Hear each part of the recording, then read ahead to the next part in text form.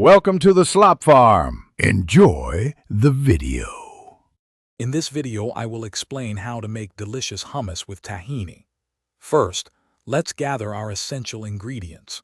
You will need about 1½ cups of cooked chickpeas, 1/3 cup of tahini, the juice of 1 lemon, and 1 clove of garlic. Make sure your food processor or blender is ready to go for a smooth blend. This simple recipe yields approximately 2 cups of fresh hummus. Now let's prepare our chickpeas. If using canned chickpeas, drain and rinse them well under cold water. For an extra creamy texture, take a few minutes to gently remove the thin skins from each chickpea.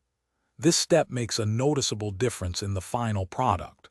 Alternatively, if starting with dried chickpeas, soak them overnight and then cook until very tender. Next, we blend. In your food processor, combine the tahini, lemon juice, 1 clove of garlic, and 1/4 cup of cold water. Process this mixture for about 1 minute until it becomes light and creamy. Then, add your prepared chickpeas and 2 tablespoons of olive oil. Continue processing, scraping down the sides as needed until the hummus is perfectly smooth. Add a little more water if you prefer a thinner consistency. Finally, let's perfect our hummus.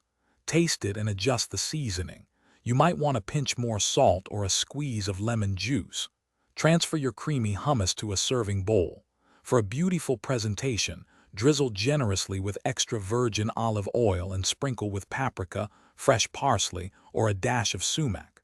Serve immediately with warm pita bread, crisp vegetables, or your favorite crackers. Enjoy your homemade creation. Thanks for watching. Consider subscribing if we helped you today.